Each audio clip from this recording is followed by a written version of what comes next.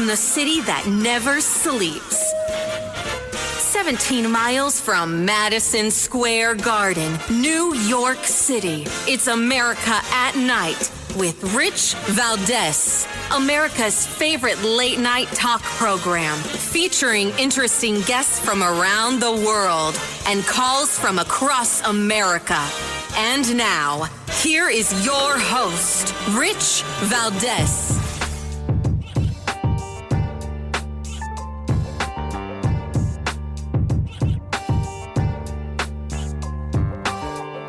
Hi there, good evening, and what's up, America? We're kicking off Memorial Day weekend live and national, 7 minutes past the top of the hour, and our phone lines are open if you want to join us, 833-482-5337, 833-4-VALDEZ. Again, hit me online if you want, at Rich Valdez with an S on all the social media, and there's a bunch of things I want to get into, a few things I want to end the week on before we kick off Memorial Day weekend. And we're going to start off with, let's see, there's so many good places to start. But I'm going to start with President Trump, right? I usually start with him. He's the biggest, newsmaker in the news lately. And he probably will be until the end of his term. But the Supreme Court has upheld his removal of Biden appointees on federal boards. You think, we talked about this a little bit yesterday with Professor Nick Giordano, but you would think that you get elected to be the chief executive of anything, right? The chief executive of a school, of a company, whatever. And whatever it is you're doing, you're typically given enough leeway to do your job, right? To be the chief executive, to make the, executive decisions, and chief among them is you. But no, not in our federal government. If you're not a federal judge, you don't really get to call any shots, right? They're the ones. Now, I know people are listening to me going, isn't it funny? That Valdez, what a hypocrite. When it's Democrats in office, he's happy to sue the pants off of them. He wants the courts to step in. But when it's his guy and the courts are using the checks and balances on him, all of a sudden he doesn't like the judicial branch. No, that's your criticism on me, but that's not what I'm saying. If President Trump were to say, I think that we should move to suspend habeas corpus for all Americans. I think that we should move to have martial law from one end of this country to the other, every single county in America, so that he could have total, complete power without any type of justification like the Civil War. And even then, Abraham Lincoln did it county by county and a handful of areas at a time, not the entire country. And began jailing the fake news media that he doesn't approve of.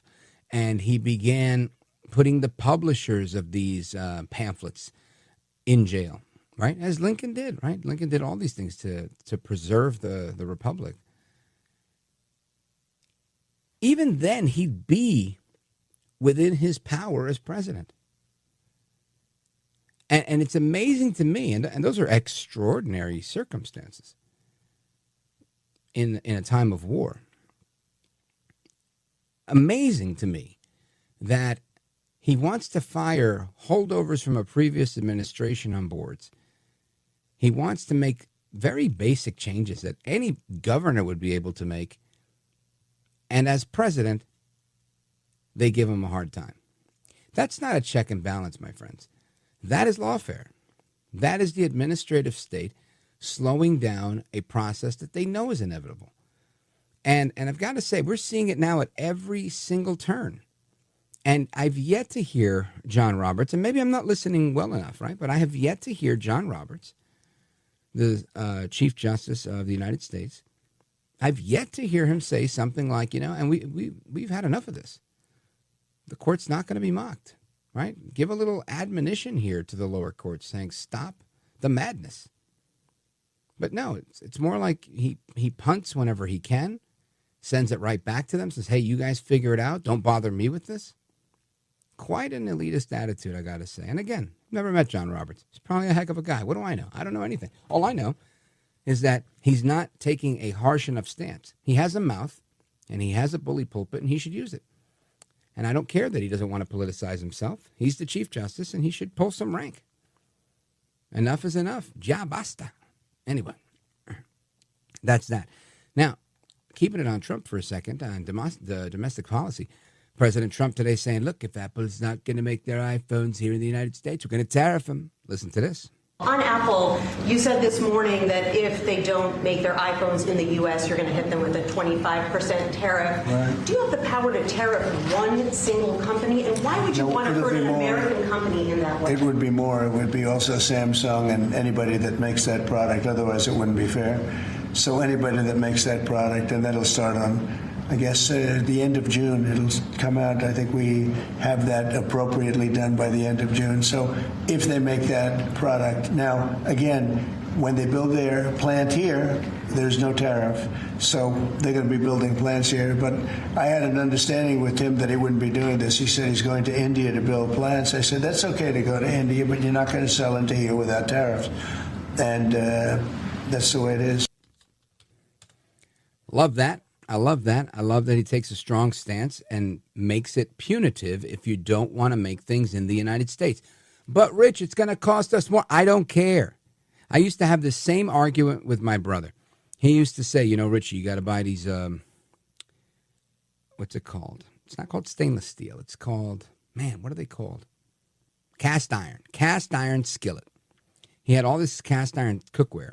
And he would tell me, you got to cook out of this. This is the best way to do it. Don't use that aluminum stuff. Don't use that stainless steel that's coming in from China or wherever. You got to buy this cast iron made in America. And he did this with everything. I mean, he would only buy boots that he knew were made in the United States. Everything he bought was made in the USA. And a lot of it was 3 times the amount. And I told him, I said, look, Joe, I love America. I love supporting America. I kind of gave up on buying American when I bought a Ford. And I peeled off the window sticker, I think it was 2006, maybe 2007. And it said that, you know, the engine was made in Germany and the transmission was made in France or assembled in France. And I thought to myself, why on earth would we get stuff made in France and Germany and then, you know, bring it here to put it in Detroit? And I realized you're not really getting American when you're buying American. Toyotas were actually more American-made than Fords, at least that year, the one that I looked at and the one that I ended up buying. So after that, I wasn't so loyal. And I did stick with Ford for many, many more cars. But I did take a little detour for an Acura. And for my children, I went Honda, Toyota for all of them. Made in America, Honda, Toyota. For myself, I still drive American. I have a GMC, a Cadillac, and it has a little sticker inside that says, made in Texas. I didn't even know they made any cars in Texas, so look at that. But anyway, I digress. My point was I used to tell him, listen, man, it's just capitalism. It's the free market, and whoever's got the best deal is going to win. And he was telling me, Richie, you don't understand. This is going to destroy this country. It's going to destroy the country. We're going to end up going to war with illegal immigrants who are willing to come and take your jobs, take your wives, and take your children. That's what he told me. And I said, oh, okay, sure, we're going to go to war with them. Now, listen, it didn't play out. I'm talking 12 or 13 years ago. It did not play out the way he said. We didn't go to war with them per se. But were women and children raped in this country? Yes. Did we get more than an army size worth of people? Yes. Are there terrorists in the country? Yes. Sleeper cells? Who knows? Probably more than we care to acknowledge. So he wasn't totally off the mark. And I look at that today and I say, you know, you're right. You got to keep it here in America. You've got to make sure that we're doing right by our own people. So, yeah, if the iPhone's going to go from the $1,300 or whatever it costs now to that much more, your monthly bill is going to go up that much more. And if you don't want it, then don't get it. But if you want to support America, great, then do it. You know, I mean, that's really what it comes down to. I do. I'm willing to put my money where my mouth is as much as I can. Right? So far, it hasn't messed me up. I saw an article that said Amazon prices haven't gone up despite the tariffs. Look at that. Would you look at that? Anyway, we're going to talk about MAHA, the Make America Healthy Again initiative. We had some audio from his unveiling of his report. There was a lot of interesting things that came out of there, not the least of which was some information about vaccines, warning labels that they're putting on vaccines, mortality rates related to people that were vaccinated, as well as numbers that seem to be increasing for children that are diagnosed with autism. So we're going to get into all of that stuff on the Make America Healthy Again gambit, as well as a few other topics. There's a lot that I want to get into tonight. We're kicking off Labor Day weekend, and we're going to do it straight ahead with our guest, Colonel McConkey. Don't go anywhere. This is America at Night with Rich Valdez.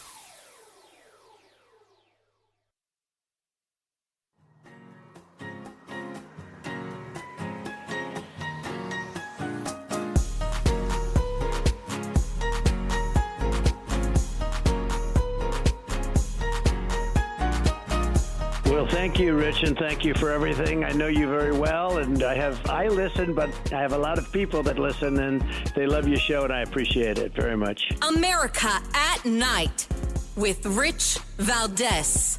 4 months ago, I created the Presidential Commission to Make America Healthy Again, and today the commission officially delivers its first report on childhood health. Here are just some of the alarming findings, and they really are alarming. It's unbelievable, terrible. More than 40% of American children now have at least one chronic health condition. Since the 1970s, rates of childhood cancer have soared in many cases by nearly 50%, 50%. Well, in the 1960s, less than 5% of the children were obese. Now over 20% are obese. A few decades ago, think of this one. This is, to me, the one that gets me every time, and it seems to be getting worse. Just a few decades ago, 1 in 10,000 children had autism. Today it's 1 in 31. Last time I heard the number is 1 in 34, right? Now it's 1 in 31. There's something wrong, and we will not stop until we defeat the chronic disease epidemic in America. We're going to get it done. For the first time ever, this report examines some of the root causes that many believe are making our children sicker and our population sicker, I guess. It just doesn't stop with the children. It's our population also, such as the ultra-processed foods, over-medicalization and over-prescription and widespread exposure to potentially toxic chemicals. Unlike other administrations, we will not be silenced or intimidated by the corporate lobbyists or special interests. And I want this group to do what they have to do. We have to spell it out. In some cases, it won't be nice or it won't be pretty, but we have to do it. When you hear 10,000, it was 1 in 10,000, and now it's 1 in 31 for autism. I think that's just a terrible thing. That, of course, President Trump announcing the MAHA Commission Report, Make America Healthy Again. And I want to do that with combat physician and United States Air Force Colonel Dr. Josh McConkey. He's a medical doctor, and he's our guest with us tonight to help us make sense of this. And I think earlier I said Labor Day. I meant Memorial Day. Colonel, welcome back, sir. Thank you very much. Always a pleasure to be on the show. Yeah, likewise. Thank you. Thanks for making time for us. And very interesting stuff. The president's talking about a lot of numbers here. I'm looking at some remarks by Mary Holland from the Children's Health Defense. And these numbers are, like the president said, they're very alarming. Chronic disease amongst children aged 5 to 17 going up from 23% in 1999 to over 30% in 2018. This is an increase of 130,000 additional children diagnosed every year with a chronic health condition. That's insane to me. Like, you would think we're supposed to get healthier, not more sick. I think what's even more important with that is you have to look at the other nations in the world. They don't have numbers anywhere near this. So you put that into perspective. This is clearly a problem that's more prevalent here in the United States, and we have to do something. Well, Doc, the last time you were with us, we talked about some of the mental health challenges facing young people, Gen Z in particular. But when we look at chronic health disease, obesity, diabetes, autism, things of that nature, what's the scoop here? Is it what they're alluding to in the report? Is it just what we're eating? Is it some of the medication? Where do you land on this? So certainly the food and the intake, it has a lot to do with that, those ultra-processed foods that they were referencing. There are certain environmental chemicals that we're putting, spraying crops that, are not, they're not legal anywhere else in the world other than the United States. You don't see a lot of those in Europe. And then just the lack of physical activity and the chronic stressors that it very much mirrors what I see in my emergency departments, that anxiety, depression, and those rising suicide rates. That's what's been alarming me over the last couple of years. So I'm very happy to see this administration addressing the issue. We have to recognize it's a problem first.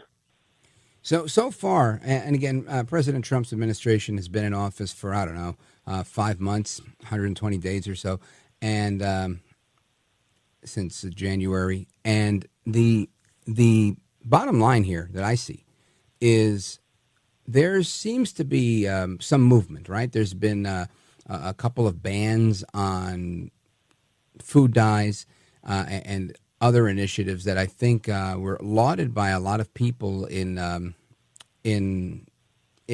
various communities, right? Parents were very happy to hear it. A lot of people focused on holistic health were happy to hear about it. What was the reception like in the medical world, for ER doctors like you?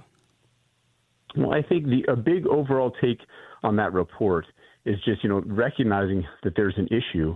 But when you see later on in the report, when they just reference the increase in the medications, I see clinically the anxiety, the depression, the suicide. They talked about the sky high rates of medications that are being used. And just if you put that in some terms people can understand, it's like the Titanic is sinking. And let's just make sure we give them all life jackets. We all throw them a bunch of medications so they don't drown. But you don't address why the ship is sinking. So I hope, and I think that's the goal of the administration, is to address that part of it, not just putting on the Band-Aids, not just throwing out the life preservers. Let's stop the ship from sinking first. And we have a lot of work to do. Well, and it's spoken like a real ER physician, right? I think that's always the goal when you go to the ER. It's not to cure, your chronic health condition, but to stop the bleeding and stabilize people. But what would step B look like, that part two? Because I think there's a lot of people that, you're right. They don't know they have a problem. I was overweight for a long time, and I just thought, I'm Puerto Rican. We're big boned. We're chubby. We eat different. But I didn't realize how differently we ate until, I got older. My dad died of a stroke at 80, and I decided, let me go to the doctor. For the first time in 6 years, I went, and he said, man, these numbers look horrible. He said, you're looking to have your own heart attack or stroke, a major one, by 50 years old. I was 39 at the time. And he scared me. And it worked. I got scared straight. He put me on a diet. He said, look, I could put you on a bunch of meds, or I could put you on a diet if you'll stick to it. And then he went on to say, I know guys like you. And I said, what are guys like me? And he said, Puerto Rican guys. You like a lot of fried pork, roast pork shoulder, rice, beans, all that. And he said, that stuff is okay every now and again. But if that's your daily go-to, you're not going to lose any weight. And he told me exactly what to eat. I lost some weight. I feel a ton healthier. And I realized, diet and exercise go a long way. And when we come back, I want to get your take on how are we going to get Americans to embrace diet and exercise and losing weight. I know it's a tough one. So hang on to that because we have to take a pause right here. But folks, we're coming right back with our guest, Dr. Josh McConkey. He's a colonel in the United States Air Force, combat physician, ER doctor, and he's author of the award-winning best-selling book, Be the Weight Behind the Spear. Make sure you check out his book.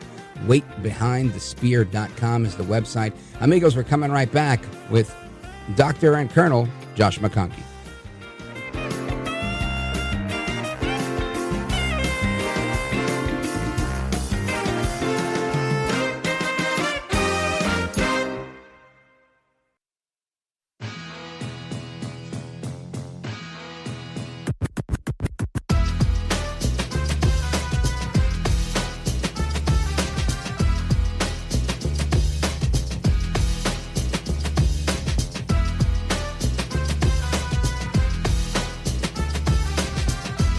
Look at Rich Valdez. He's now a radio host, and he's a great radio host. America at Night with Rich Valdez. At its core, this report is a call to action for common sense. We've relied too much on conflicted research, ignored common sense, or what some would call mother's intuition. It's common sense that ultra-processed, nutrient-poor food contributes to chronic disease. It's common sense that excessive screen time and isolation lead to anxiety and depression, especially in children.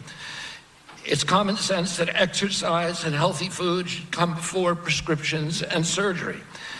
It's common sense that not all calories are equal in nutritional value. It's common sense that over-medicating kids is dangerous. It's common sense that we can celebrate the innovations of modern life while also demanding fearless inquiry into ameliorating the negative effects of medication, agriculture, and environmental practices. It's common sense that research funded by corporations deserves more scrutiny than independent studies. That is the Secretary of Health and Human Services, Bobby Kennedy Jr., and he says a call to action for common sense. I left off with our guest, Dr. Josh McConkey, Colonel in the United States Air Force, medical doctor, combat physician, ER doctor, and the author of Be the Weight Behind the Spear, with a similar question, which is what is Plan B, step number 2, now that we've identified the problems? Doc, what do you say? So it starts with you. It starts right in your community. It's great that the government is stepping up and addressing the problem, recognizing, number one, that it is a problem, but the government can't save you. It's you. So you get out in your community, you lead by example, more activity, less screen time. It can start right at your own dinner table. Sit down with your family, talk about the day, get some positive reinforcement on those things, diet, exercise, and then you have to lead by example. So you actually have to do it. So I know that's difficult for parents, but starting with that is a great start. Yeah, I think you're right here. And being intentional, right? Intentional about, teaching your kids. My kids are bigger now, 19 and 23. But I was dating a girl for a while. I had a 6 to 7 year old, and she made it a big point to make sure that she got plenty of sunshine and outdoor activity and ate pretty healthy snacks. And it was a real difference, right, from the way I grew up and the way all my friends grew up, because I guess, you don't know what you don't know. But really interesting to see some people are really, gravitating towards this.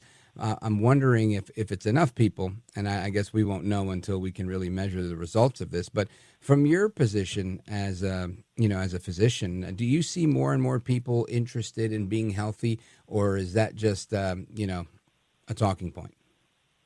Well, it really comes down to the household and the parenting. If you come home from work, sit down on the couch, crack open a beer and watch TV, that's what your children are seeing, and that's what they are going to gravitate towards. If you come home and get out for a walk, or you go out and do some exercise, I would come home and do some push-ups and sit-ups and challenge the kids when they were, 3, 4, or 5 years old. Always had a lot of fun with that.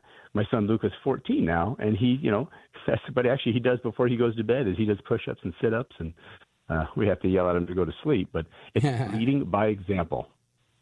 Yeah, I hear that. Folks, we're on with Dr. Josh McConkey. He's a colonel in the U.S. Air Force and the author of the book, The Weight Behind the Spear. And Doc, we spoke about the book last time, but for anybody who's tuning in now that didn't get a chance to hear about the book, give us the big takeaway of the book so that they don't miss out. The big takeaway is that what you do every single day matters. Those decisions, those interactions you have with your children, with coworkers and colleagues. So get out there and engage your community, because it all starts with you.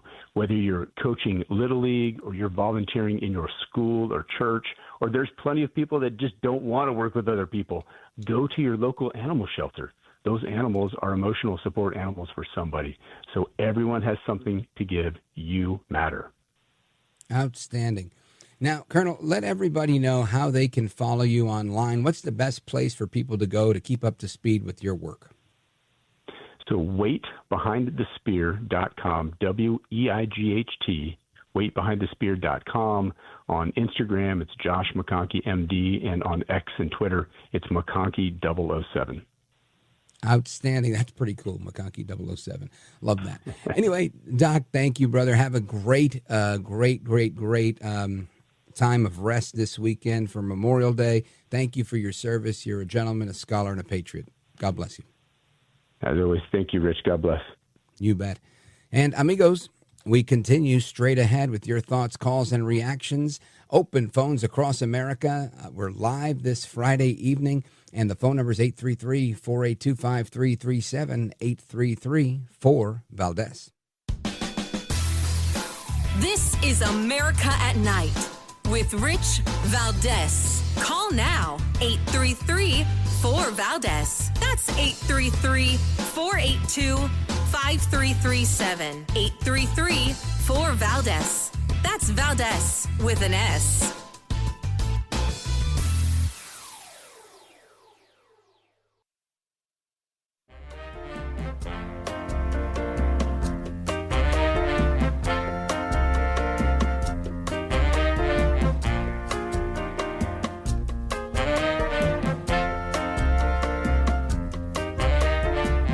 Call now, 833-4-VALDEZ. That's 833-482-5337, 833-4-VALDEZ. That's Valdez with an S. After the guest leaves every night and we're doing open phones, you're kind of at the heartbeat of America. You sit there in this radio studio and suddenly you hear voices. Mobile, Dallas, New York, Miami.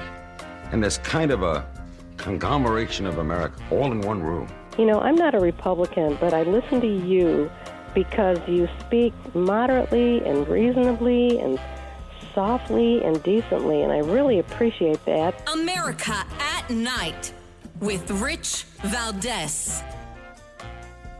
All right, amigos, welcome back. Friday night, we're live taking your calls from We the People, 833-4-VALDEZ.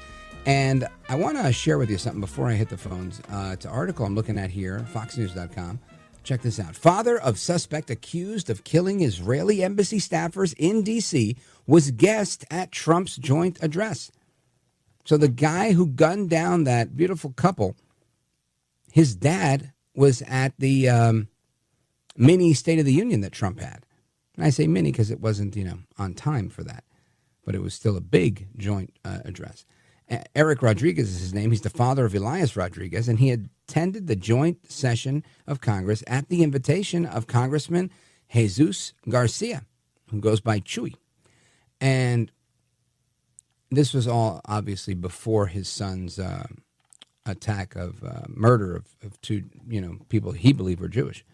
The father of the man accused of shooting two Israeli Israeli embassy staffers outside the D.C. Jewish Museum and killing them, attended Trump's joint address. And I find this very interesting. Now, I'm being tongue-in-cheek. It's not interesting to me.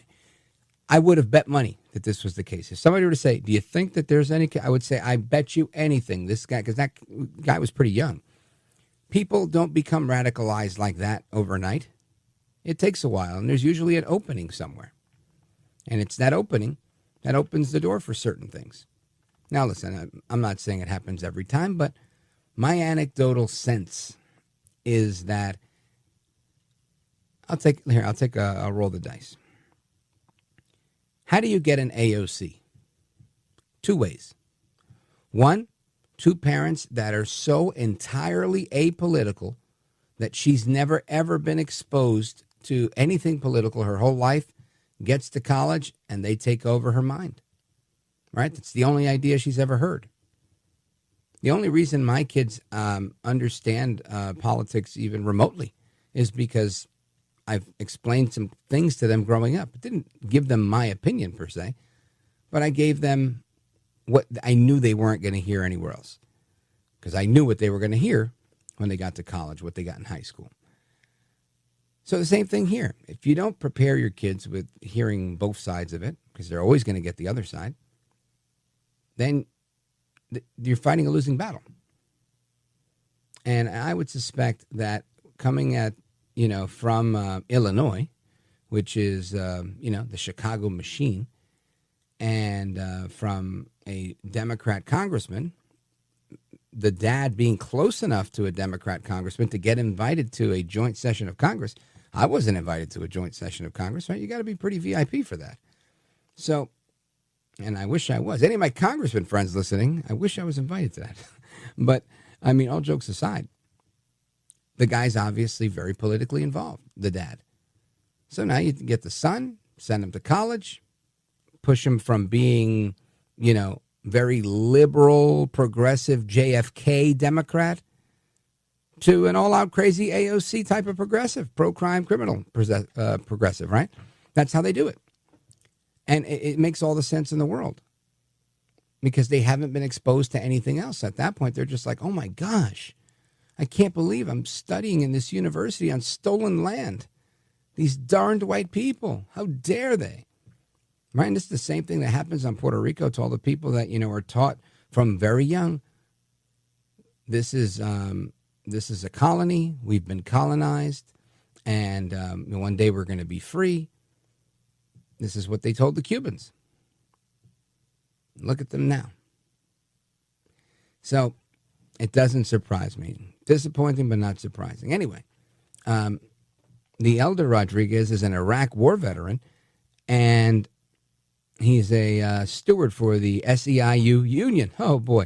Now, again, I'm going to say some stuff that's going to get a few people to turn off their radio, and I apologize in advance. But labor unions are the gateway to communism in America since the 1900s. I'm not making that up. That's literally according to their plan for the United States. Just spend an hour and a half on a website called Marxists.org, and you'll see exactly what the Marxists, the Communist Party USA, what they've had in mind for the last 100 years or 200 years. They had a very clear plan, and they planned to do it by way of labor unions. Very clear plan. It spells out exactly how they're going to do it. They do it by, I'll spend just a couple of minutes, and I've said this before, but I'll share it again. And you can look for the article. I think even Columbia University has an excerpt that includes that article on their website. But basically, they talk about an idea of embracing what they call the national minority. And at that time, I was reading an article, I think that was written in the late 70s or early 80s.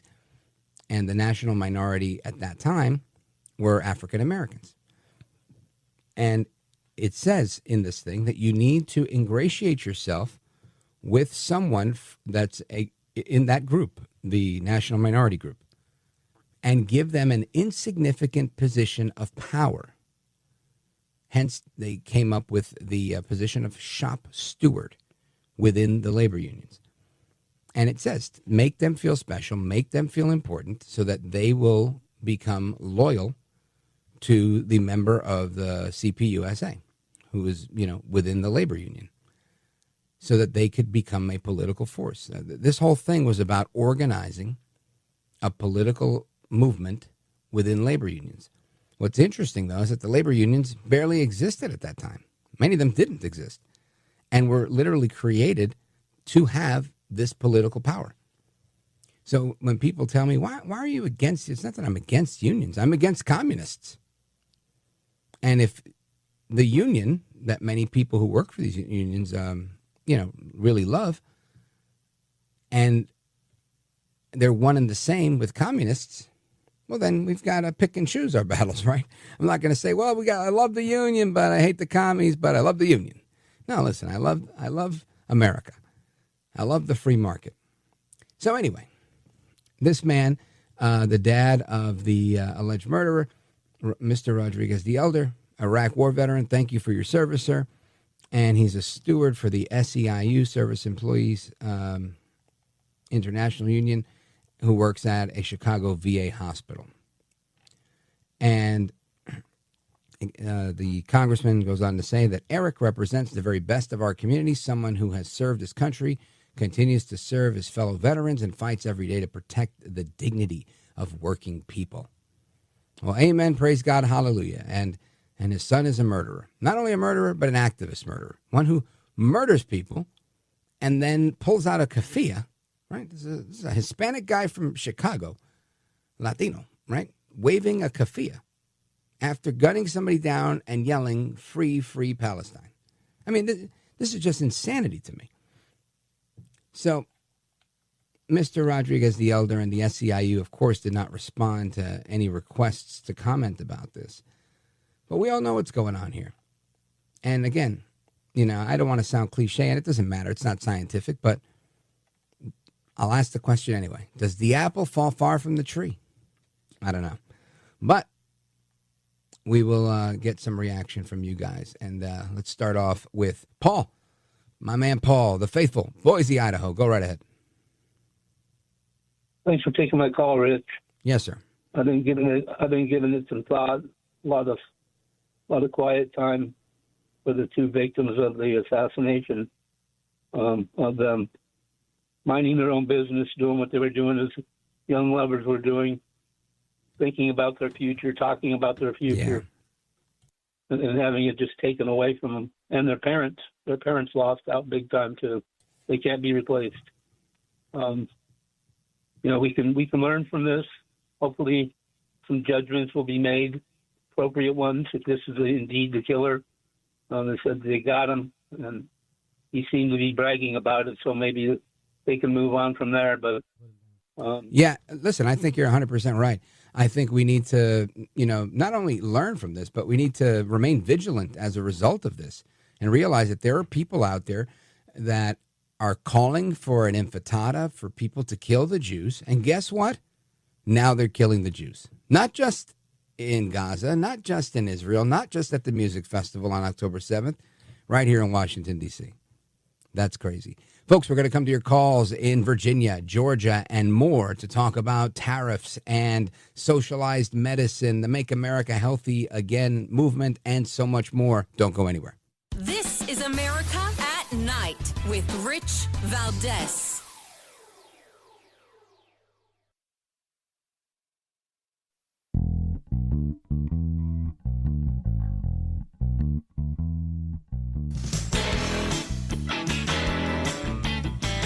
I do want to say something because I get a lot of credit for steering this administration toward the MAHA movement. But I joined the campaign in August. I joined President Trump in August and became, went from independent to his campaign. But it was in June that he made a speech specifically on this issue. It was a MAHA speech before MAHA existed.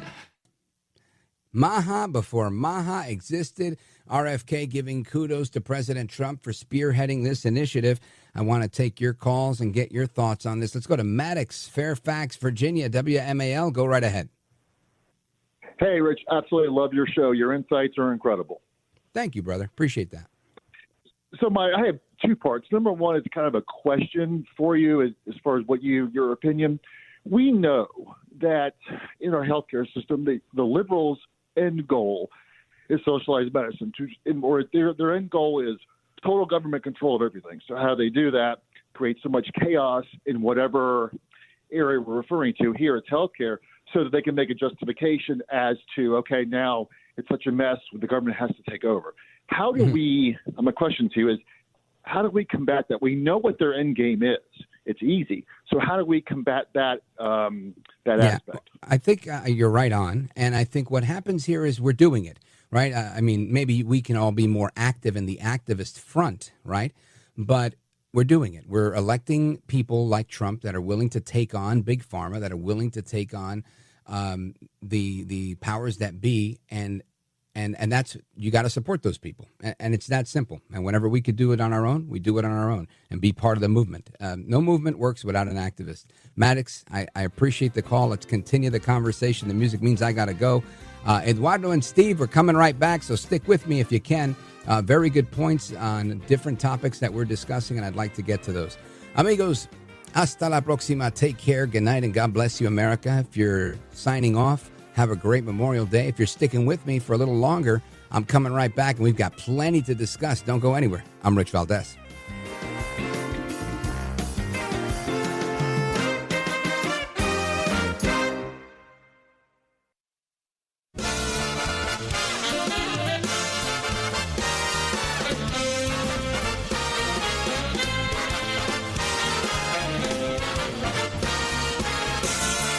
Live from the city that never sleeps.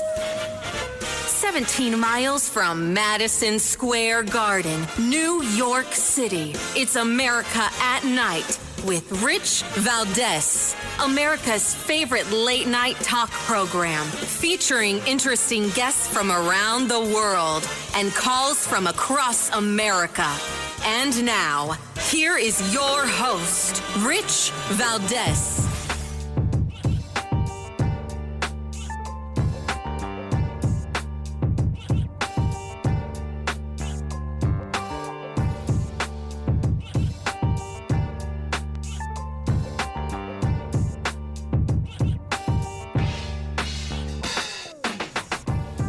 Hi there, good evening, and what's up, America? I am Rich Valdez, Valdez with an S, at Rich Valdez on all of the social media. Welcome to another hour of our program. Happy to be here with you. It's really a blessing. We're kicking off Labor Day weekend this Friday night, 7 minutes past the top of the hour. And man, I got to just say a little bit of a riff here. It's been really cold.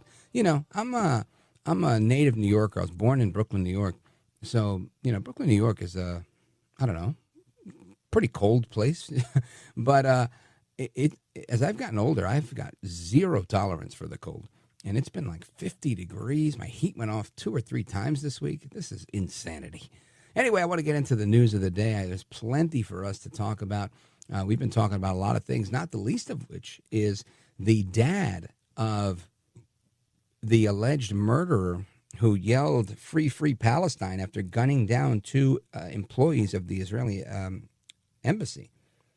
Turns out this guy is a very politically active union member who was the guest of a Democrat at President Trump's recent joint session of Congress. And he wasn't a guest of the president's. He was a guest of Congressman Chewy from Chicago. And I thought that was very, very interesting. Again, not really interesting. It doesn't surprise me. It's one of those things.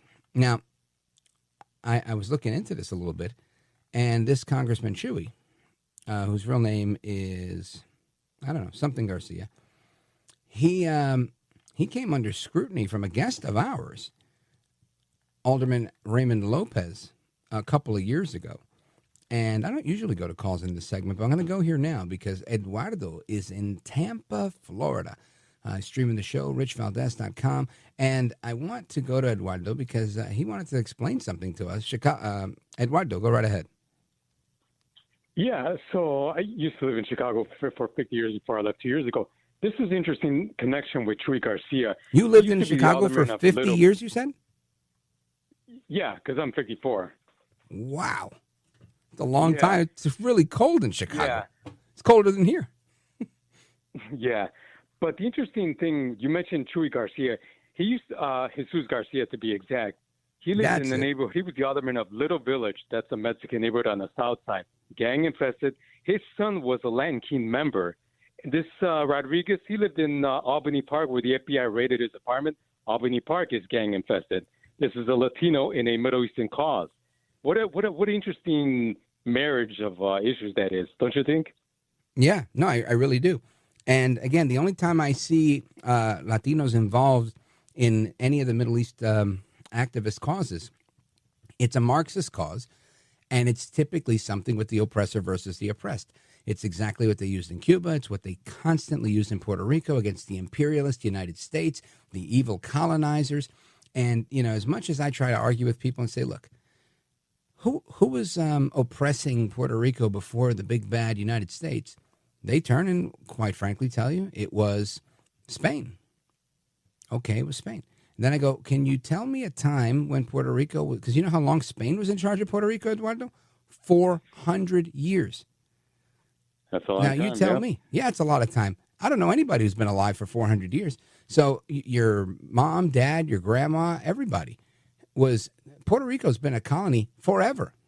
Before that, it belonged to the natives. So this is like, in my opinion, I hate to trivialize it and take away from you, but it's a non-issue. But this is the issue that they use to get people going. And it's always the oppressor versus the oppressed, whether it's politically or in gangs. They're always trying to galvanize people around a cause. And I think you hit the nail on the head with this. So very, very good point. And thank you for the call. And I had no idea you lived there for 50 years. I thought you were like 35 years old. I tell you, I love talk radio. You never know who you're getting, and you never know what you're going to learn. Eduardo, Tampa, Florida. Thank you, sir, for listening and for streaming the show tonight. And we're going to continue with your calls in a little bit. But I wanted to remind you guys about why I love this thing that we do, right? Right now, just talk to Eduardo in Tampa, Florida. Guy lived in Chicago for 50 years, knows the scoop, right? Doesn't matter how many articles I read or how many aldermen I interview. And I have interviewed Raymond Lopez a couple of times. The reality is he knows what's going on those streets. And that happens. That doesn't happen on Twitter. Somebody could make a comment on Twitter and somebody could chime in and like it or retweet it or whatever. But this guy called me and I just spoke with him. I love radio. And if you love radio like I love radio, then you got to make sure you never miss an episode of this program. And some people, they struggle, getting good reception in certain parts of their job. And sometimes their car doesn't pick up the show well. Sometimes it's not in their home, or certain parts of the home don't catch the radio well. Well, I have the solution for you. It's called the Wi-Fi 3 Internet Radio. This is a product made by C. Crane. And here's why it's so special. You can connect the CC Wi-Fi 3 Internet Radio, and once you're hooked up to the Internet, you're ready to tune in to over 30,000 stations, including stations that carry my show with no static and no fade because it's streaming. Now, it's got voice-focused audio, which surpasses any smartphone that's on the market. And even though you're logged into the Internet, right, using the Internet to carry the signal, there's no need to sign into any app. There's no monthly fee. There's no eavesdropping microphones on the radio that listen to you and report things. And there's no pop-up ads. So you don't have to worry about any of that stuff. Plus, it comes with a full-size remote control.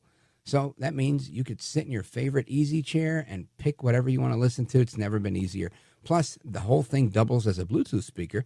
So you can take it to the playa, right, to the beach. You can have a good time. If it's a Memorial Day weekend, you can take it wherever you're going, to the backyard. Open up your lift gate, do what you're going to do, and have a good time listening to me, your favorite podcast, your favorite music. I'm all for it. I blast the music when I'm not on the radio. And if you want to get one of these, or one for yourself, one for your daughter, your mother, your cousin, your neighbor, I recommend getting one for every person that you love. Check out the number. Write it down. 800-522-8863. 800-522-8863. Or go to the website. I got a special link for you so that you can get the deal on it.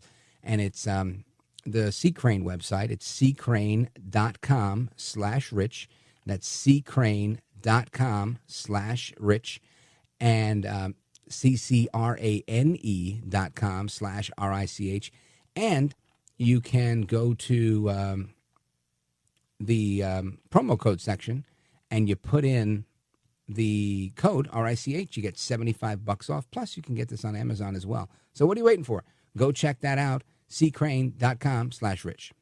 This is America at Night with Rich Valdez.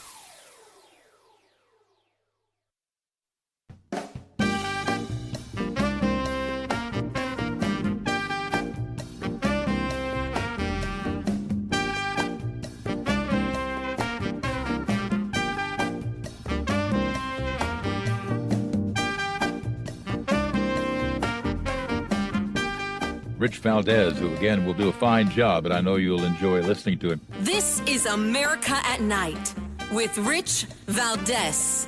God made you a man to act like a man. And we're going to talk about what that is and isn't. In our culture, it tends to be pushed far to the left on confusion. Then men can overreact with chauvinism. And these are the guys who think that bullying and domineering and intimidating women and children is a man. That's not a man. That's a terrible man. A good, godly man blesses women and children. That's what we're saying. A good, godly man filled and led with the Holy Spirit. He's not confused. He's also not overbearing and domineering. He's loving and present. His wife is like, oh man, ever since he met Jesus, I actually like being married to him. The kids are like, my dad is actually a blessing and a benefit to my life. That's how we determine what a masculine man is.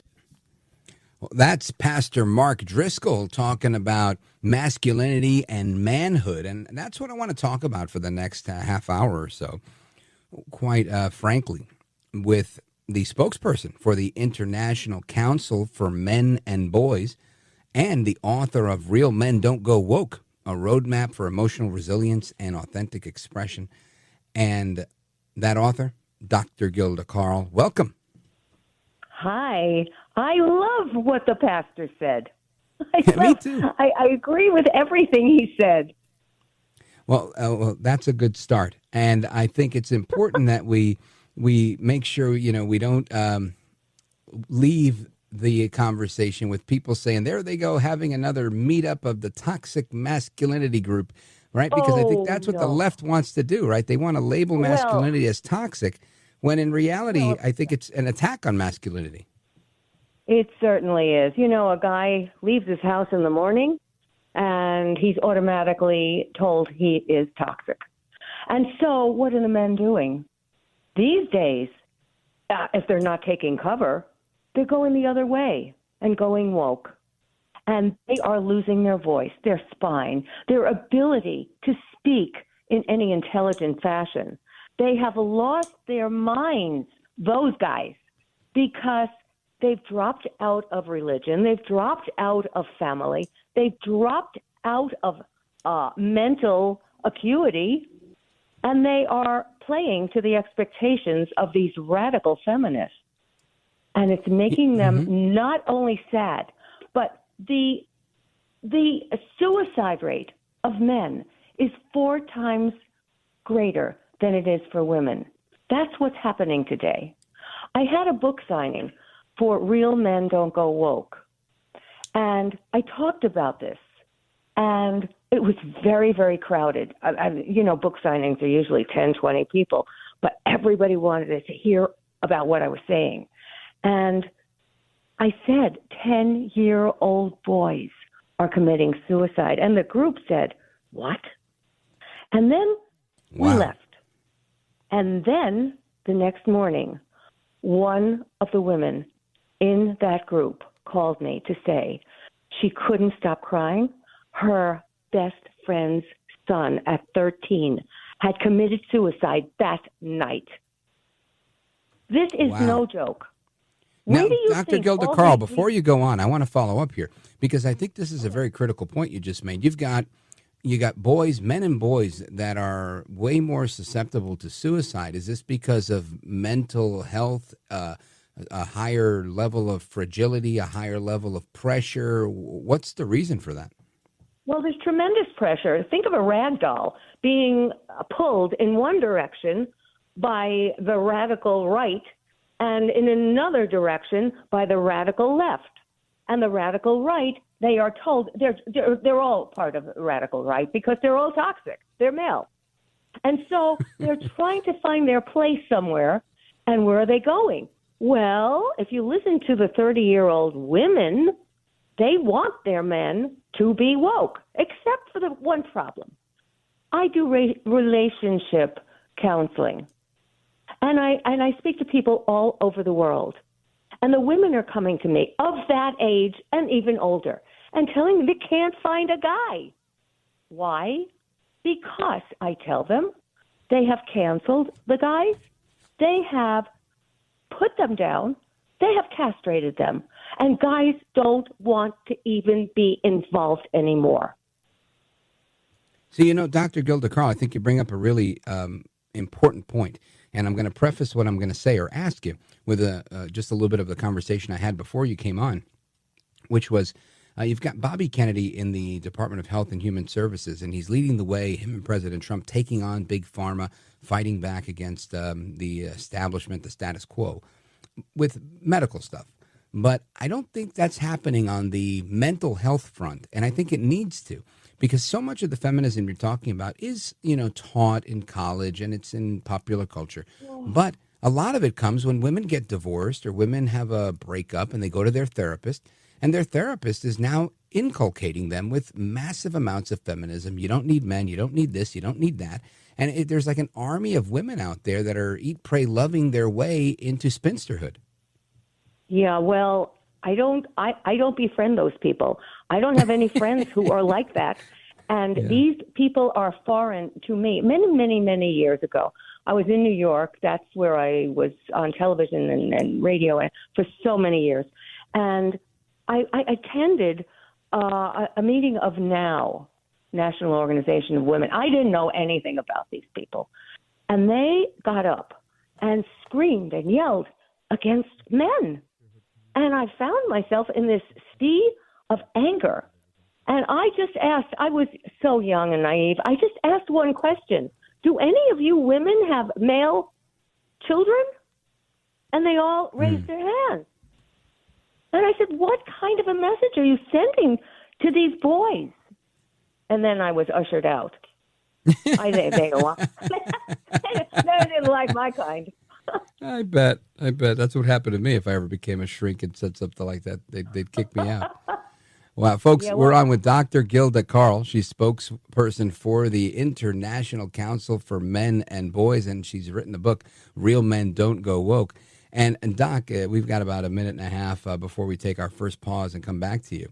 But ultimately, what's the trajectory here? Do you think we're going to have to filter through some more of this feminism before people, wake up and get to the gist of your book that real men shouldn't go woke? Well, our organization, International Council for Men and Boys, is fighting that, of course. And books like mine that the traditional media would not publish because it was anti-woke. And who's running that but young 30-year-old women who hate men? And these are the same women, by the way, who are coming to me for counseling to find out why they can't find a guy. So what do you think is going to happen? Finally, somebody's going to wake up and say, oh, my goodness, we are killing our own opportunities. Very sad. Very, very sad. Now, Dr. Gilda Carle, the people that buy the book, Real Men Don't Go Woke, in a minute or less, tell us what's the big takeaway from a book with such a big title? One person wrote on Amazon that this is a love letter for men. It's not a put down in any way. At the very end, I also bring it home to women, and I say, but women have a responsibility. They have got to give these men space and understanding and stop putting them down and start to communicate rather than cancel. This is a very big thrust that we must do in our society today. Outstanding. Dr. Gilda Carle, stick with me. We're going to come right back to you. Amigos, of course, we're going to get to your calls as well. 833-482-5337, 833-4-VALDEZ. And we're going to continue our conversation on feminism and wokeism and what happened, why we even ended up with this attack on masculinity. How did we go from the era of John Wayne and Ronald Reagan to the era of, men wearing skirts and that being defended and, cowboy hats and boots and real men are being shunned and labeled as toxic. So Dr. Gilda Carle is going to walk us through some of that as well and tell us more about her book. And I want to make sure you get her website. It's drgilda.com. That's drgilda.com. And you can find her on Twitter, also known as X, at Dr. Gilda. All right, amigos. Music means I got to take a pause. We're going to come right back and continue the conversation. Don't go anywhere. I'm Rich Valdez.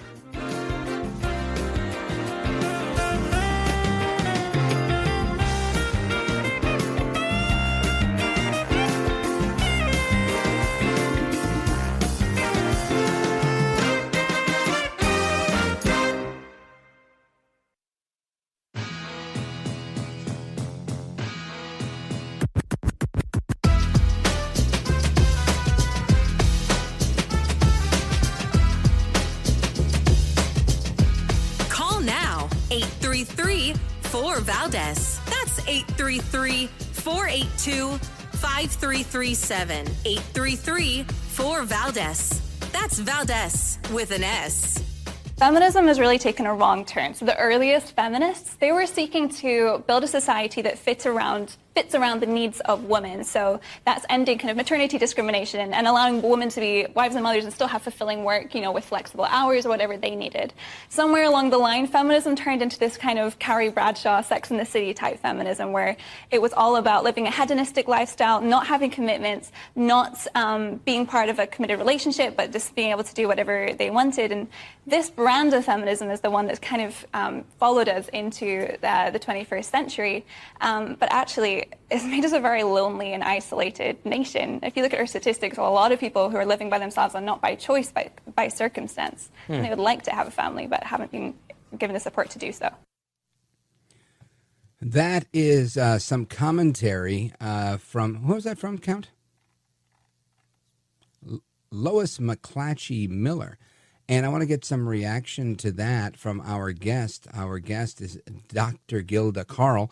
She's the author of Real Men Don't Go Woke. And Dr. Gilda Carle, do you agree with Ms. McClatchy Miller? Well, I think that it did start in an effort to give women equal opportunity. I think it's gone haywire at this point. What people are looking for today, both men and women, are partners. Partners with whom they can have intelligent conversation, raise children together, raise a family together. And even if he has a family from before he met her, she becomes part of that family nonetheless. It is a unit that all works together. Nobody is putting the other down. Nobody is pulling rank. You know, you look in the media, and, you know, I'm always commenting on these tabloid characters. Justin Bieber, for example, told his wife, who is a model, you'll never end up on the cover of Vogue.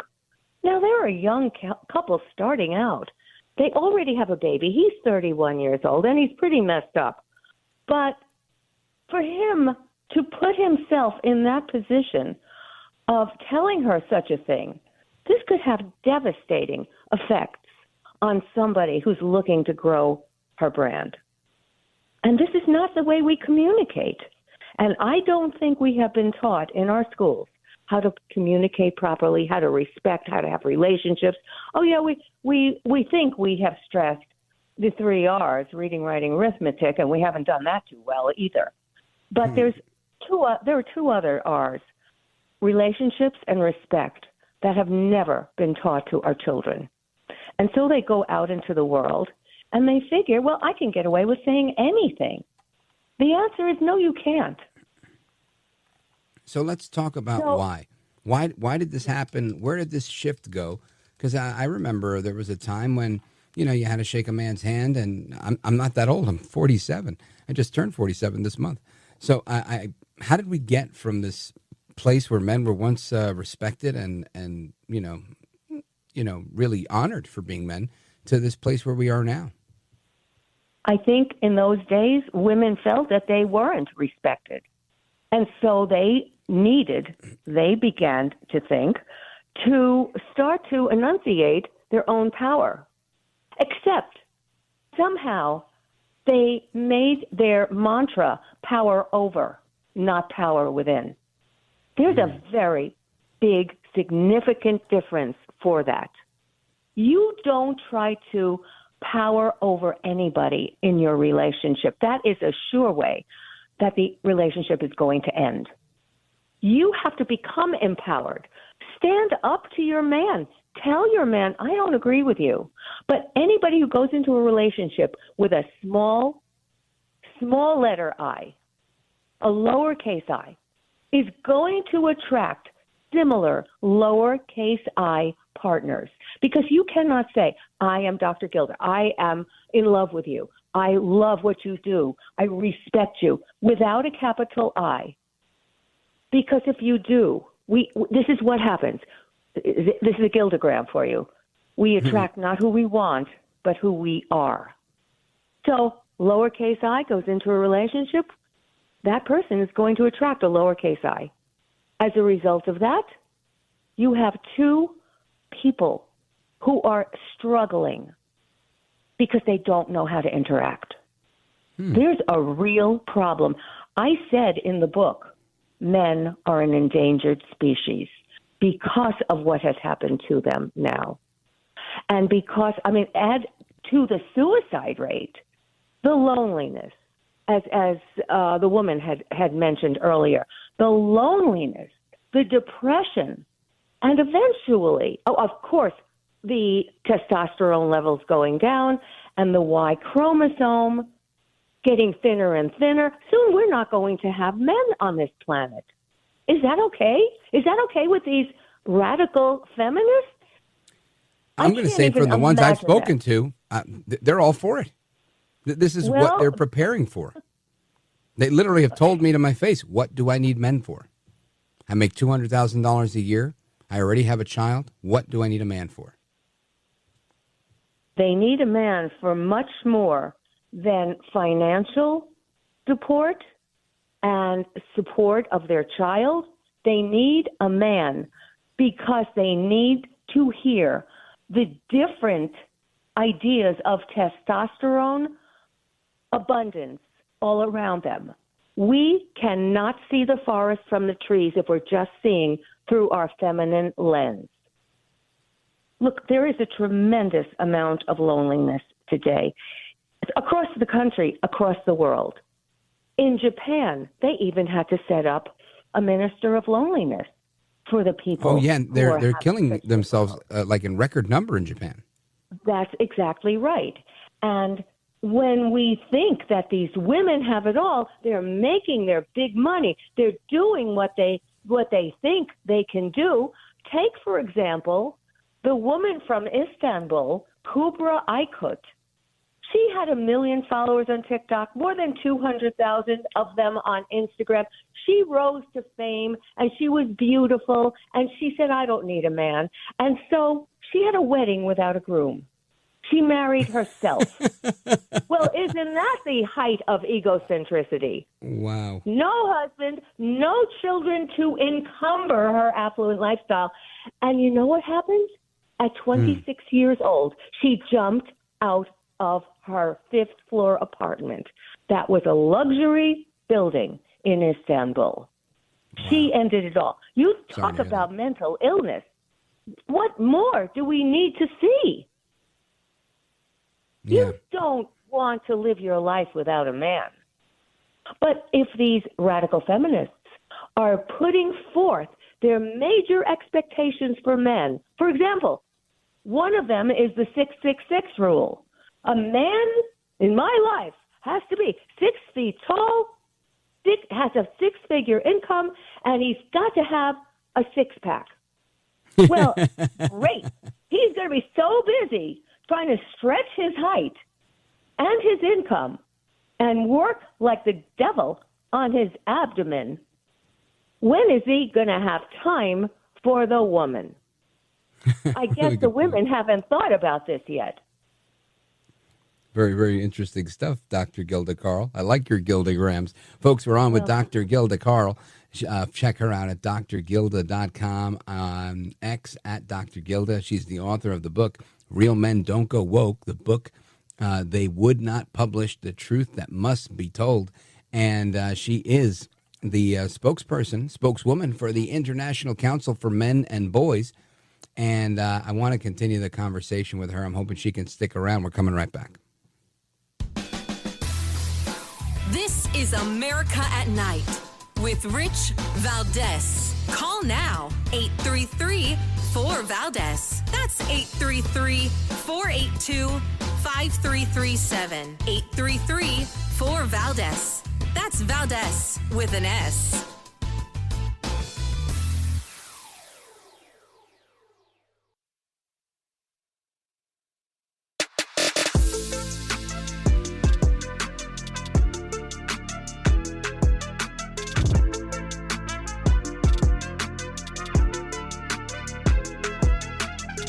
Call now, 833-4-VALDEZ. That's 833-482-5337. 833-4-VALDEZ.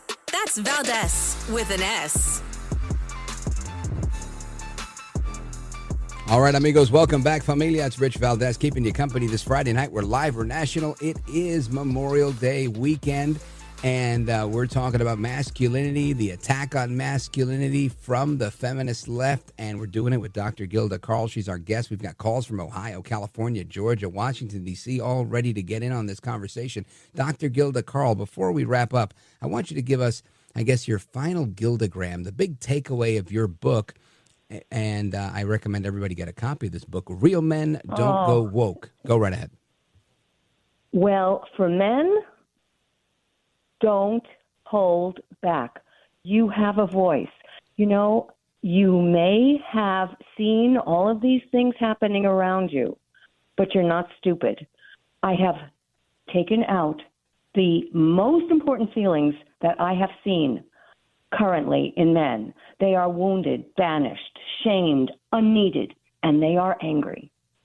You must express what is in your soul. If you're feeling angry, don't get crazy and toxic. So then the feminists can then point fingers at you for, look what he did.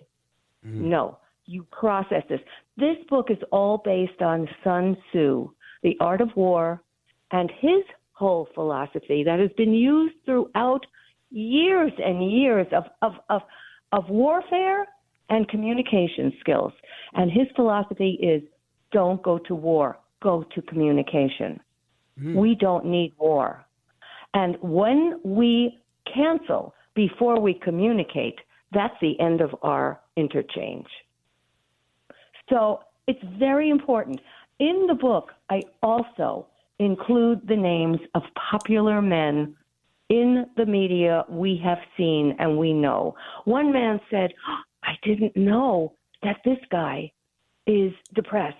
I've been depressed for years, and I didn't know that anybody else shared that emotion, because men don't share these things. Men don't talk about how they're feeling. Men don't ask for help. Please do yourself a favor if you're a man and get the help you need. But when you have that help, make sure that there is a woman there who is standing by your side saying, I love you and I support you and I've been there and I will watch you come out of the dark tunnel. It's quite a message, Dr. Gilda Carle. Please let everybody know how they get a copy of your book and how they can keep up to speed with all the amazing work you're doing. Well, it's on Amazon. That's very simple. And please come to my website, drgilda.com. See the letters from men all around the world. One man in Belgium said that he's a man, and he accepts that, but he's so fed up with all the toxicity, he has now declared himself to be non-binary. This is what's happening. We have to understand. Remind me not to go to Belgium. Well, it's not only Belgium, unfortunately, Rich. There's another man from the UK who said he lost his girlfriend, his money, his job. Everything happened all at once, and he just happened to find my book. And it's because of the book that he didn't end his life. Wow. That took courage. I have that on my website where I describe the book. Well, I hope everybody goes and checks it out. And I just want to remind everybody, Doc, that you're also promoting the work that you do at the International Council for Men and Boys. So make sure you check them out as well.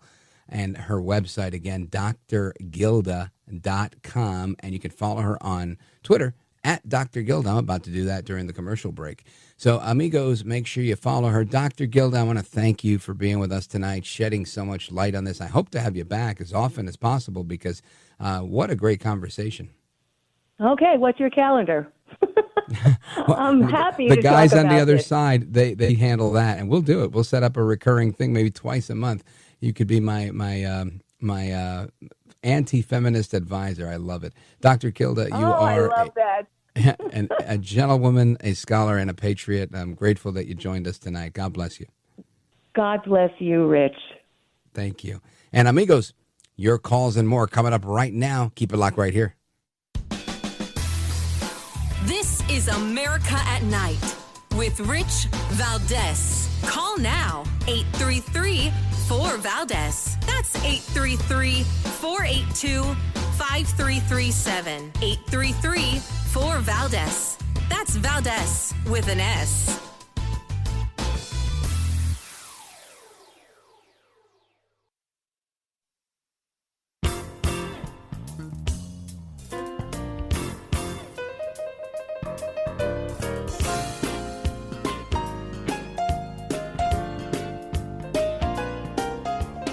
He's brown, he's bald, and he's breaking it down.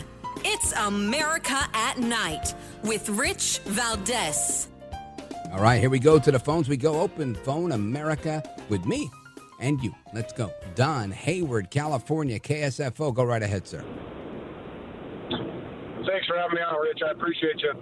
Yes, I used to be a police officer, and now I'm a therapist who works with first responders. I was steeped in the masculinity, all the stigma, men don't cry, and all that stuff. I was raised to be chivalrous, and when I came to California and started to become a therapist after being a police officer, they absolutely eviscerated my masculinity because I thought I was trying to do something good. And when it came down to it, they basically told me that I was the bad guy for being a man, for being, Caucasian. And when the woke mentality started kicking up and absolutely just mowing people down, I couldn't figure out why. Because you're trying to be vulnerable, trying to communicate, trying to put yourself out there and be this better person, and then being told that no matter what you do, you're the bad guy. Yeah. Well, are you from California, or did you go to California? I was raised in Oklahoma, so. Why'd you go to California? Buckle of the Bible Belt. Why? Now I'm asking myself that same question. No, I went to California because I have like sort of a Beach Boys view of California. Came out to look for opportunity, got here and thought I wanted to be a man and be a hero and so being a first responder was a natural progression. And when I got into it, I was like, why don't people like us? And it was that journey to become a first responder. Become a therapist was worse than any of the stuff I ever saw on the street. That's what I was talking about earlier, right? With the doctor, is that I feel like today's therapists are so focused on feminism. It's like inculcated into the curriculum, and like you said, they eviscerated your masculinity. It's no question to me. It's not a surprise that we oftentimes don't even see a lot of male therapists, at least not a lot of straight ones, because it doesn't fit the mold. And that in itself is a problem, and we need some reform on that level, brother. Hopefully you're the guy to lead it. I wish I could chat with you some more, but I got to keep it moving. Don in Hayward, California, appreciate you, man. Keep hope alive over there, brother. You're shining a light in a very dark place. God bless you, my man. Let us continue. Mike, Washington, D.C., WMAL, quickly. Well, since you said I got to go quick about this, first of all, I wish you the next time that lady come on your show, you let her actually talk to your audience for one thing, because she was good. And yeah, she was. I was going to. The problem is we're down to so many seconds. I need like a fourth hour, and that's really what it boils down to, Mike. But I appreciate it. Go ahead. What do you want to say? Okay, now let me make this quick. I hope you can hold me over if we go over. Now, here's the deal. Now, a lot of the mainstream news media and a lot of the left hate Donald Trump because they try to say that he's white. That's not it. They hate Donald Trump because Trump is a masculine male. And when Donald Trump was running for the White House again, and people got so sick and tired of this heterosexual suppression, it didn't matter what color you was. If you were a masculine male, you was going to vote for Trump. Man, you're 100% right. I think you're hitting the nail on the head there, Mike. That's a fact. That is a fact. They don't like masculinity. They don't want you to be decisive, to be manly. That doesn't fit the mantra of what the left wants to make a man today. And I think you're right there. I appreciate it, brother. Thanks for listening. Thanks for calling, and call in earlier. Debbie in Canton, Bill in Green River, Wyoming. If you can, stick with me. We're coming right back. More to come straight ahead, amigos. We continue the conversation, your calls, and more. Open phones across America. Brand new hours coming right after this pause. Don't go anywhere. I'm Rich Valdez.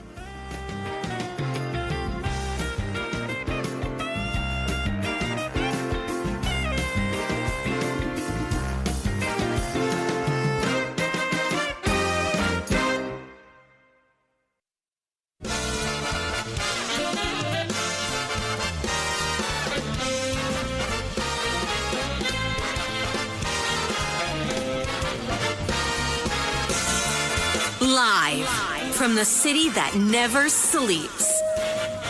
17 miles from Madison Square Garden, New York City. It's America at Night with Rich Valdez. America's favorite late night talk program, featuring interesting guests from around the world and calls from across America.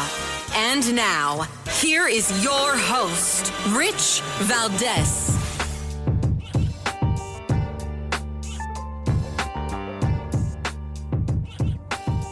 Hi there, good evening, and what's up, America? I am Rich Valdez, Valdez with an S, at Rich Valdez on all of the social media. Welcome to another hour of our program. It's Friday night. We're live. We're national, kicking off Memorial Day weekend, 7 minutes past the top of the hour. Our phone number, if you want to join our late-night national town hall conversation, give me a call, 833-482-5337, 833-4Valdez. Of course, at Rich Valdez on the social media if you want to chime in that way. And plenty to discuss tonight. We've had some amazing conversations, a lot of great topics on the table, from the shooter, the D.C. shooter, who that guy's dad is, why he attended the joint session of Congress. We talked about President Trump and RFK Jr.'s response and comments on the Make America Healthy Again Commission report that's tackling chronic disease in our children, as well as taking on big pharma. And I think that's an unprecedented move. So kudos to the administration for doing that. We had some conversation on the future of men and manliness, the attack on masculinity from the feminist left. That was quite a conversation as well. And of course, now I want to switch gears and make sure we talk about veterans, and we talk about those that didn't make it home, those that we're honoring this weekend with Memorial Day, as we get an extra day of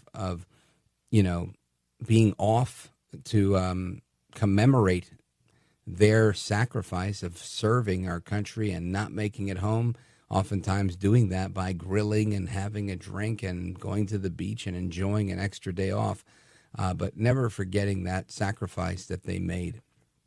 And I want to talk about that. And speaking of people in service, and speaking of, our military, the head of our military, the Department of Defense, Secretary Pete Hegseth, coming under fire after putting together a prayer service at the Pentagon. Listen to this. It's interesting. The question is, I've gotten some criticism for hosting a Christian prayer service at the Pentagon yesterday. We said it very publicly. We said it very proudly. Appealing to heaven, to God, is a long-standing tradition in our military. I'm very proud that we're starting a monthly voluntary service at the Pentagon.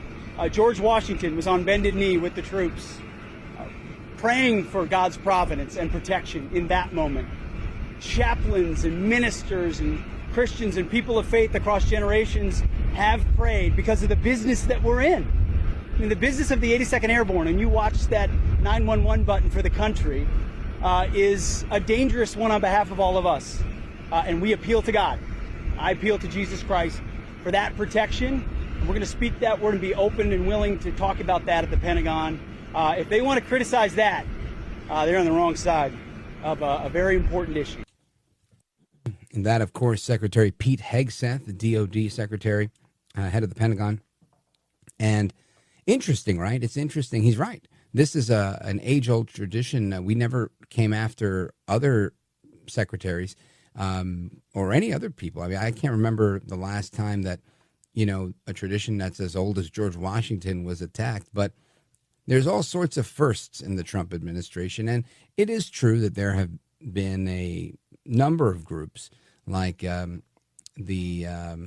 forget the name of that group, but that one group that focuses on the separation of church and state, and they all they do is sue. They're always suing to try and get any type of mention of faith or religion in the public square out, right? They wanted to get rid of the 10 Commandments. They want to do all sorts of things, and they've lost a number of times because we can make lots of acknowledgments of deity as long as they're not endorsements of religion.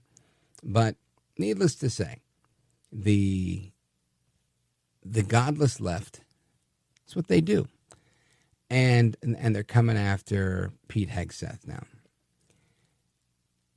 They're too consumed by preaching free Palestine They're too consumed with getting judges to fight Trump at every last turn, with getting judges to harbor illegal aliens in their home that are gang members, with getting judges to distract federal agents that are there to remove people and say, no, go this way, to try and sneak people out the back door. I mean, the things that the left is going to, right, these lengths, are, I would say they're laughable, but they're not. They're really sad. And all of it, in my opinion, is because of a detachment from all things good and holy, right? At some point, I can give in to the debauchery of life and all of my earthly and fleshly proclivities, or I can say, well, hold on, what is it that really guides me? Am I guided by my flesh, or am I guided by my faith? Do I walk by sight, or do I walk by faith? And, there's days I walk by either, right? It's never a perfect walk. And the one thing I'm really good at is breaking the rules, messing up, and being a sinner. But thank God, the one thing God is good at is forgiving and loving and, giving us the way to go.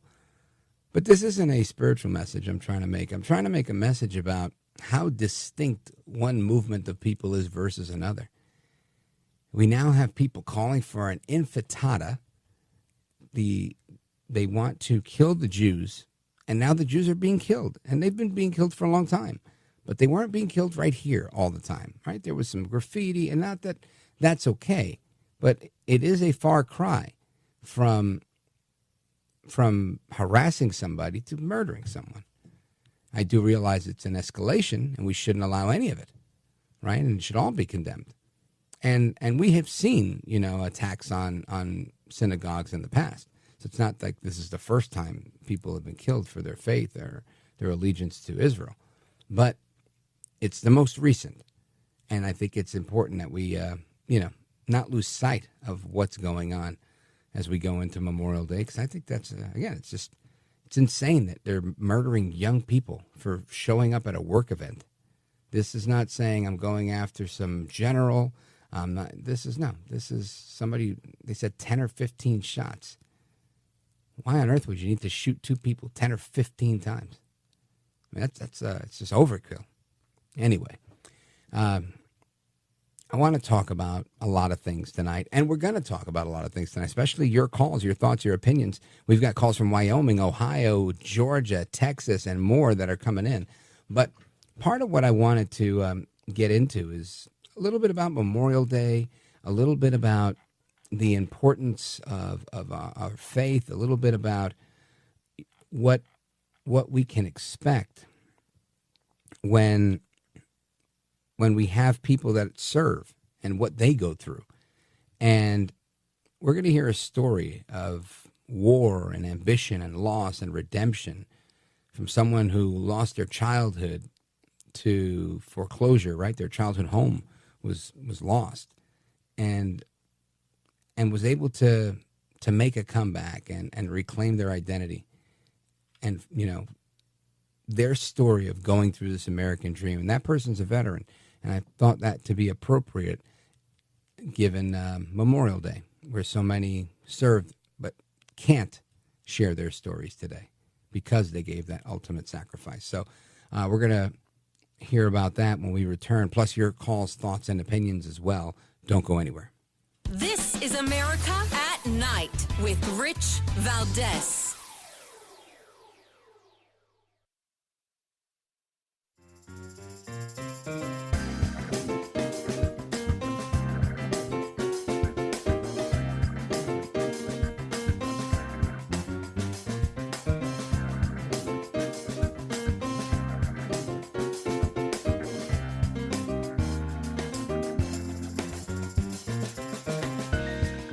You have experience and skills in interviewing, or you wouldn't be on your program. America at Night with Rich Valdez.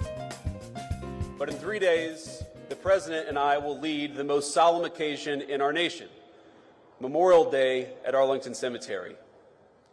You'll learn, as I have, that when people say things like, Happy Memorial Day, you appreciate the sentiment behind it, but you know that it's wrong.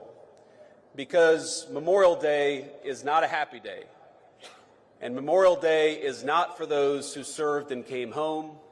It is for those who served and didn't. That, of course, Vice President J.D. Vance talking about the forthcoming ceremony this Monday, Memorial Day. And it's an opportunity for Americans all across the country to celebrate the life and the legacy and the sacrifice that was made by many men and women in uniform to date. And to talk a little bit about the journey of one warrior is Ryan McDermott. He's an author, and he's a former Pentagon senior official, principal director for manufacturing and industrial base policy. Left the Army as a captain. He's a veteran, and he's with us today. Ryan McDermott, welcome. Rich, well, thank you for having me on the program. It's my pleasure. And I want to talk about a book that you've written. You've written the book Downriver, Memoir of a Warrior Poet. And it seems like it's a harrowing yet inspiring tale. And I want you to tell us more about it. Yeah, absolutely. So the book covers kind of a wide range of my journey as a warrior. One, covers some of my early life that culminated with the West Point appointment. That I went to the West Point United States Military Academy and became a leader, graduated.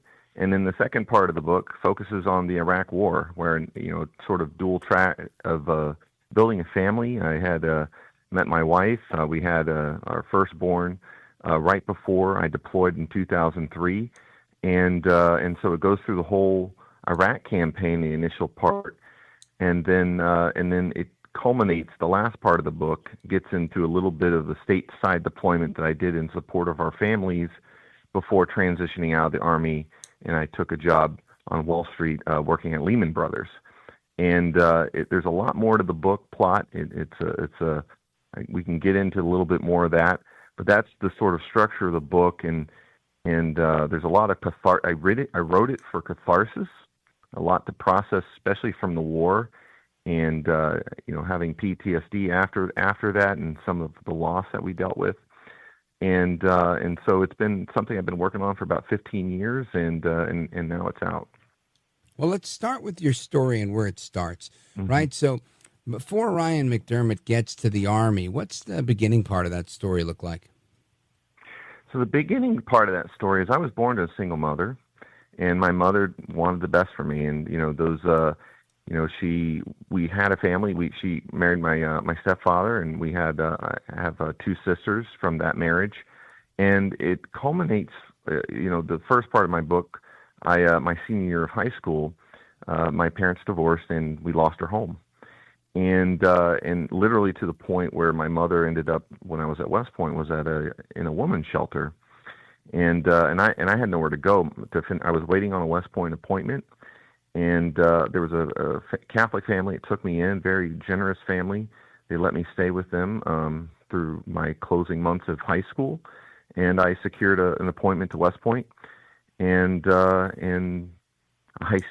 for 4 years, sort of used that time to process. I began writing at that time about what had happened in my high school years, and then kept that journal, kept the writing through the war years and so forth. But that's how the story begins. Before I joined the Army, there were some people who inspired me along the way, coaches and teachers, but that's how it began. So you're finishing high school. You have this amazing opportunity with a family that's willing to graciously help you, and you're staying with them. And now you're at West Point, and this is like a pretty, I guess bittersweet for you, right? Very sweet in that you're getting a West Point appointment, and the bitter part, your family life is falling apart in front of you. What was it like? It's inexplicable. My mother was dealing with a lot of challenges in her family. There was alcoholism in her brother. She eventually quit drinking, but there's a lot of negative stuff going on with her family, and which made it hard for her to get back on her feet. And so the family that took care of me, they had things together, very, bound by faith, and I thought it was a blessing for me to have that support system. And I try to, I also give some support as I could as a son to my mother as she navigated. But it was a challenge. Where was your dad in all of this? So my stepfather and I became estranged at that time. My biological father, this is actually an interesting part of the story, because during my senior year of high school, I found out that I didn't know who he was until my senior year of high school. He paid child support but didn't have no involvement in my life. And so what happened, and I find out at that time, I've got two siblings that live coincidentally within 10 miles of where I lived, grew up in Florida. But they didn't want, they didn't. And the hard part was my father, and I had not met my father. I talked to him on the phone. He told me he didn't want to complicate his kid's life. And so I kind of put that aside, and I didn't meet them until 4 years later, until after I graduated West Point.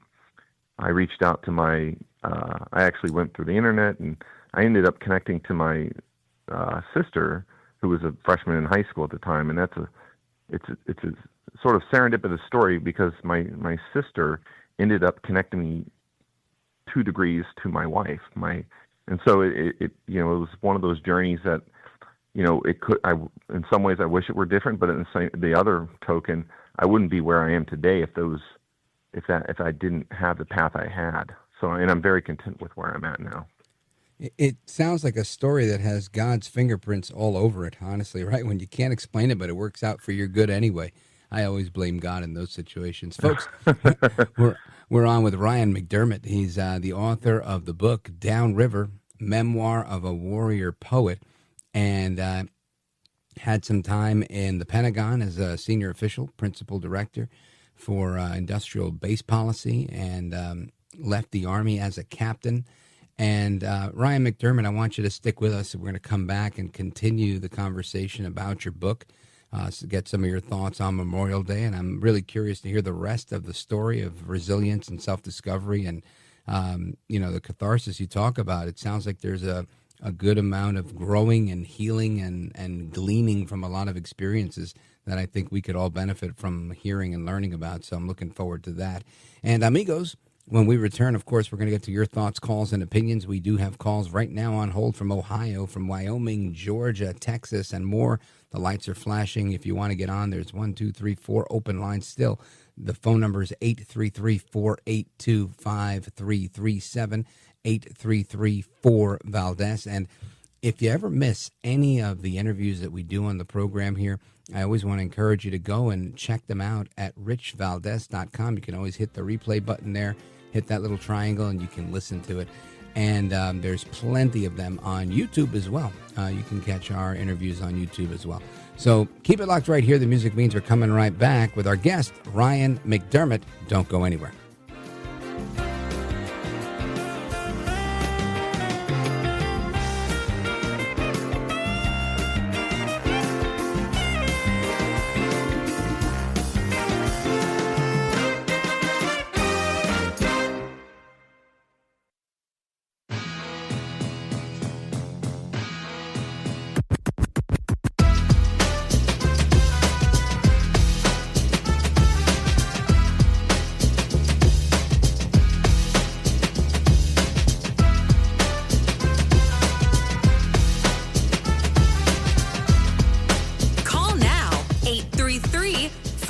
That's 833-482-5337. 833-4-VALDEZ. That's Valdez with an S.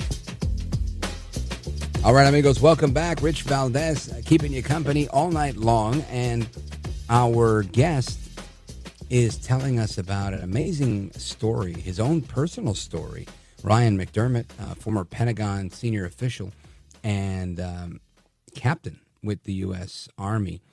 He's now a veteran, and he was appointed to West Point after high school in the midst of losing their family home, his parents being divorced, didn't know his biological dad, became estranged from his stepdad, and then finds siblings through his biological dad who, somehow through God's miraculous hand open up an introduction to his present-day wife, Ryan McDermott. Tell us more.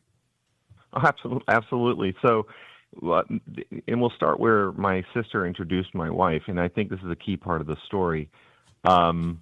So what happens is, after graduating West Point, I meet my sister. She connects me to my wife's sister, who introduces me to my wife.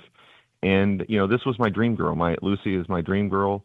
We end up having, this shortly after 9/11, getting married in the sort of, that war sort of atmosphere. And, I was in the Army. And we had our firstborn son, Brandon. And then I get sent to war.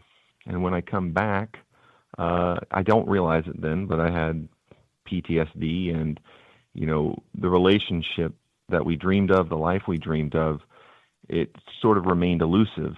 And I decided to, so the war part of the story covers a lot of battle scenes. We were the first unit to cross the Euphrates River, secured the bridge over the Euphrates River in 2003.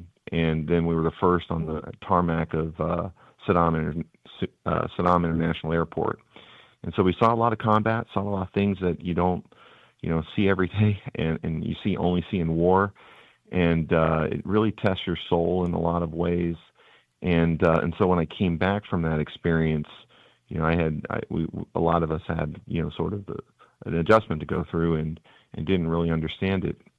Can I just say, Ryan McDermott, listening to you tell this story, I want to thank you again for your service. And I want to tell you, you don't have to apologize for being a warrior. You don't have to apologize for seeing war and seeing the carnage that goes with that. That's part of the job. And honestly, I know I speak for millions of people listening. That's what we respect about what you do. So thank you for doing it.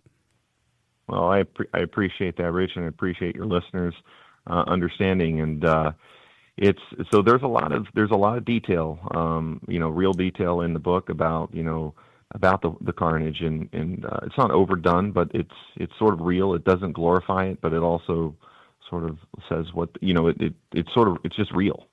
Yeah. And it reminds me, I don't want to interrupt you, but I remember I had a friend, he's the same age as me, and he went to Iraq and then to Afghanistan.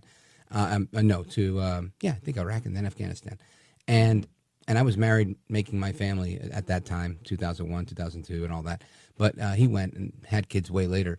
And I remember asking him, his name's Neil, and I won't use his last name, but he's African-American. And I was like, Neil, what was it like, man? Were you shooting people?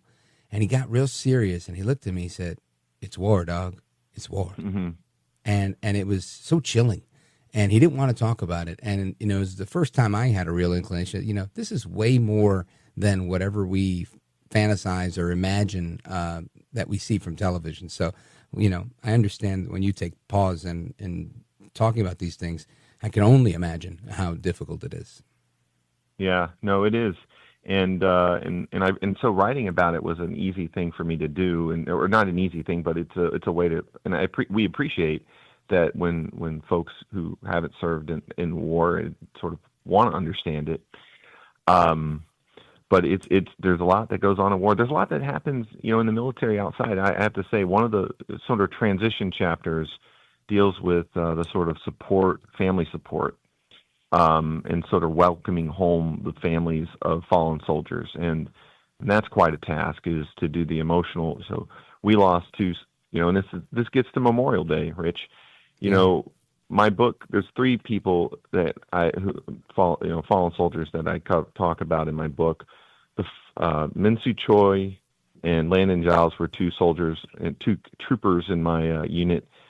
After I redeployed, I did a stateside support family readiness group mission, and the unit lost Landon and Minsu. And we welcome their families, and we console them, and that's quite a task. It's not something you do in a lot of fields. And so I will remember Minsu and Landon this weekend. I'll also remember a Captain Travis Patriquin. And Travis Patriquin there's actually a book written about him. I met him in IOBC, and he taught me a lot. And there's a lot of lessons I learned from Travis when I was a new officer. And he ended up deploying to, Afghanistan. He did a deployment to Iraq. And when Iraq was looking like it was completely going to go really bad, really fast, he ended up being a part of this thing called the Sunni Awakening, where he built relationships. He was fearless about doing this, and he was killed. He was by a roadside bomb, and I did not. And this actually plays out in part of the last part of my book, which is why one of the reasons why I want to bring this story is that I didn't know. When I was in the Army, I followed the casualty list every day. I looked to see if I knew somebody, and sometimes I knew them. Once I went to business school, I stopped following the casualty list. It was only in 2008, in the fall of 2008, that I realized that Travis had died in 2006, 2 years later. And Man. that realization, I felt it just enormous guilt, a little bit of shame, just a lot of mixed emotions, because he stayed in and continued the mission and relentlessly, and a lot of men and women who continue to serve. And I did a tour, but like there's a lot of men and women who served multiple tours, and many men and women who didn't come home. And for me, Memorial Day there's a lot of pride. There is a somber aspect of it as well, but I think rooted at the foundation is a national pride for their service. That's remarkable. Really is. It's a lot to take in.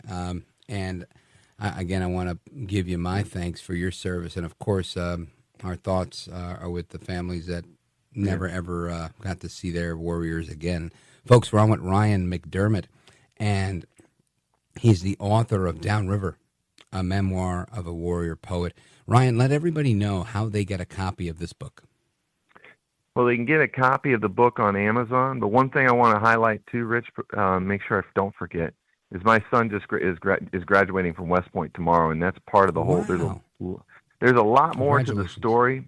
Thank you. There's a lot more to the story, but it's an optimistic book. If they want to get the book, Amazon's probably the easiest way. Just look up Downriver, Memoir of a Warrior Poet, and they'll find it.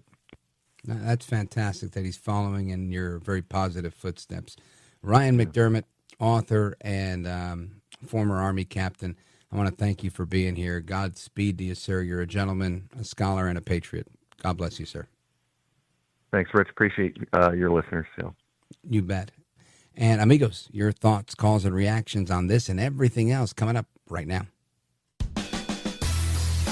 This is America at Night with Rich Valdez. Call now, 833-4VALDEZ. That's 833-482-5337. 833-4VALDEZ. That's Valdez with an S.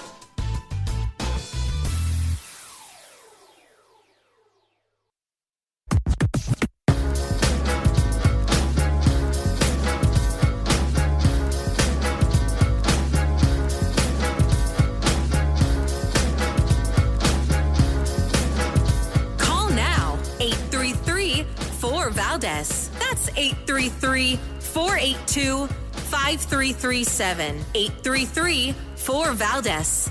That's Valdez with an S. All right, amigos, to the phones we go. We've got a lot of people looking to weigh in on this stuff. Let us go to an old soldier, both on this program and in real life. Thank you for your service, Gil, calling from San Antonio, Texas, streaming the show on richvaldez.com. Go right ahead, Gil. Yes, right now I'm an outpatient at Audie Murphy Veterans Hospital, and I'll be here probably about 6 months, trying to get back into as close as I can to normal. But I wanted to mention your predecessor, Jim Bohannon, on Memorial Day. Veteran himself. That's right, and he was in during the Tet Offensive in Vietnam in 1968, and saw a lot of combat. And I just wanted to mention that. And one comment: for me, you're a lot easier to listen to in Manila, because there you're on from 9 in the morning till noon. And here I'm putting you to sleep. Yeah, that's right. I'm generally an early sleeper, but tonight I stayed up. Oh, well, I appreciate that, Gil. That means a lot. I'll be talking about my listener from the Philippines who came to the United States and had to drink a few shots of double espresso to stay awake. Un cafecito. Gil, thanks for the call, brother. Thank you for your service. Thank you for mentioning Jimbo, and thank you for your reflections on Memorial Day. Godspeed to you, sir. And we continue. Let us go to Bo from Streetsboro, Ohio, WNIR. Go right ahead. Yes, sir. Regarding children's health, the predictions of global climate catastrophe, the talk of LGBTQ issues, the indoctrination of transgenderism, pronouns, etc., that takes place in classrooms all across this country, how much of that do you think might be contributing to the anxiety, depression, and suicide of today's children? Man, let me tell you, I think you're hitting on a lot of cylinders here, and you're likely right. There's so many reasons that it's so hard to be a kid today. And it became evident to me, having a kid that was in high school during COVID and one that was in college. For the one that was in college, it was easier for her because, it just was. But the one in high school, she was still very much connected to her social life through school. And I remember it like yesterday, and she did a great job, a really resilient kid, thank God. But there were so many kids that went through so many things. And you're right, there's so many reasons for them to be messed up because they're constantly being told things. The world is going to end in 12 years. Because of you and your climate change and your airlines, we're losing the polar bears. And it's just an extraordinary amount of pressure. I can tell you, nobody ever told me that. I remember they told me like in 4th or 5th grade, when your parents use hairspray, it ruins the ozone layer. And I was like, hairspray? You know how poor we are? Nobody can afford hairspray in my house. And then the next day I saw a can of Aquanet hairspray. And I was like, wow, we do have hairspray. We must be rich. And then my brother showed me this little trick where you could put a lighter in front of it and use it as a blowtorch. And I was like, wow, guess what? No more Aquanet hairspray. So that's my story on that front. But I think you're right, Bo. There's too much pressure being put on kids regarding their health to allow them to really be kids, which is fleeting, right? It's so sad that they don't get a chance to do it. But thank you, sir. And happy Memorial Day to you, Bo. Not happy. You too. Thanks. Enjoy it. And enjoy your reflections on those that didn't make it back home. Let's see. Where do we go from here? We're going to continue. We have another call from Ohio, WNIR. This one from Canton, Ohio. Let's go to Debbie. Debbie, go right ahead. Yes, thank you, Rich. My pleasure. Hey, I want to give a memorandum to my dad. Yes. Who served in the Korean War. Well, I thank you and him for that service. He did not die. He did not die there. Yeah. But he came back and produced me. Thank God. Okay. Yeah. Thank God I'm happy to be alive. Okay. Thank God for all of our soldiers, all of them, men, women. I don't care whatever their gender is. I appreciate them. Yeah. I do. Honestly, me too.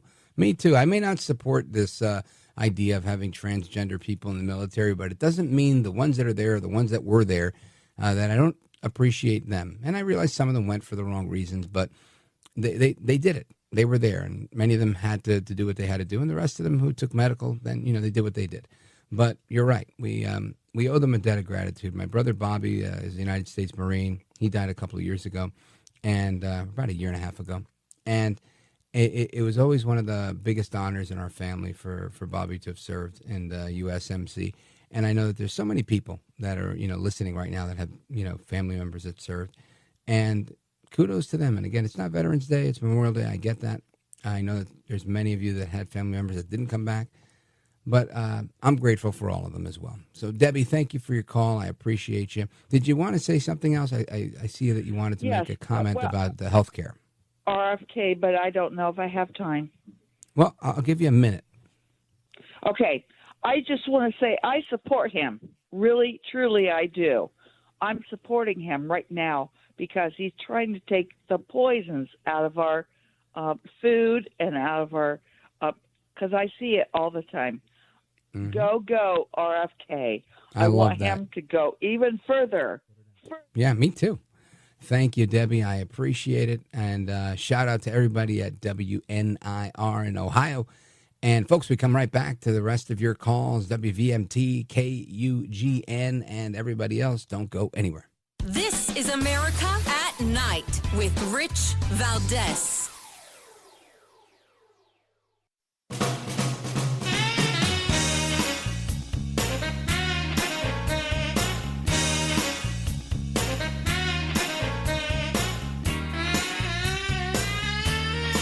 This is America. This is Night. This is Rich Valdez. All right, amigos, we continue with your calls, your thoughts, your reactions to what's going on. Let us go here to Green River, Wyoming, KUGN. Bill, go right ahead, sir. In the Communist Manifesto, Marx and Engels elucidated a set of 10 planks of Marxism that have all been voted into place by the United States Congress. Like what? One in particular that you should know about, I would think, is a requirement that the government maintain a tight control over communications and transportation, something they do through the FCC and the DOT.